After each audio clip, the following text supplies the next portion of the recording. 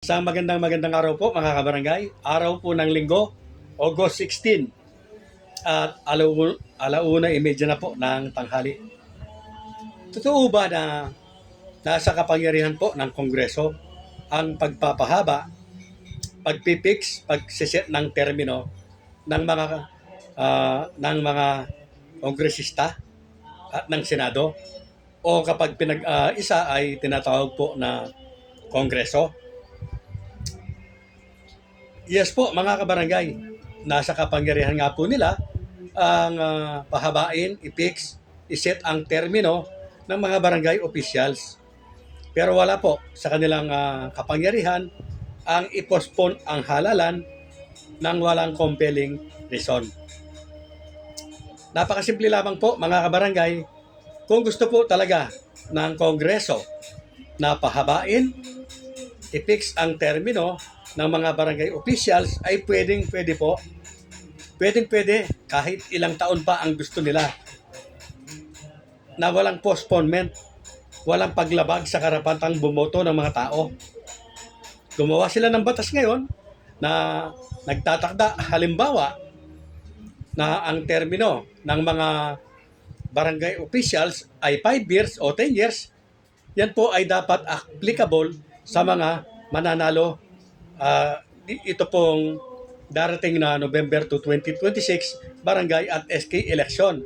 So yan po, talagang ginamit nila, in-exercise nila ang kanilang kapangyarihan para i-extend dito, or para, ibig ko po sabihin para i-fix ang termino mula 4 na taon, kung gusto nung 5 o hanggang 10 pa. Wala pong problema yan. Ang problema lamang po mga kabarangay ay baka gamitin na naman itong alibay na dahil sa pag-reset, pag-fix ng termino, ay maaaring ma-postpone ang halalan. At yan ay epekto lamang ng kanilang gagawin, kung ano man yan. Napaka linaw po na hindi po talagang para i-fix ang termino ng mga nakaupo o man ng mga barangay officials. Napakalinaw po na talagang postponement ang hangarin po ng mga mambabatas po na iyan. Unang-una po, mga kabarangay, ay palagi nilang ginagamit, sinasabi na pwedeng magamit yung pondo sa ibang gamitin o gastusin dahil sa krisis. At ginagawa pa rin po nila na alibay ay ito nga pong krisis na nangyayari sa atin, na dapat daw ay magtipid ang pamahalaan.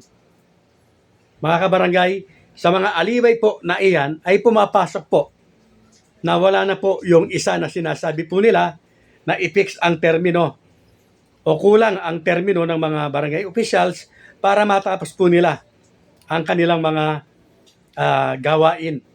Conflict po. Ulitin po natin. Lagi nilang sinasabi na kulang ang termino, napakaiksi. Kaya gusto nilang pahabain para may mas magawa daw ang mga barangay officials natin. So okay po, napakaganda.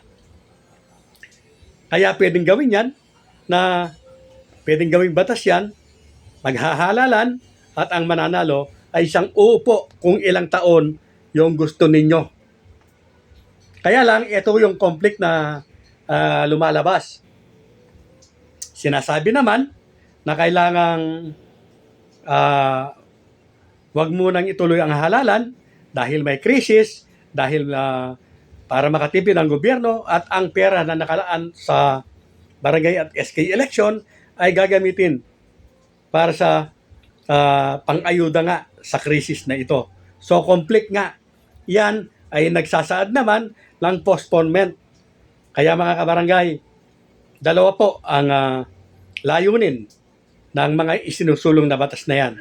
Postponement at pagpapahaba po ng termino ng mga nakaupo, hindi po ng mga mananalo. Kaya sana po ay maging mapagbantay, mapagbasid tayo.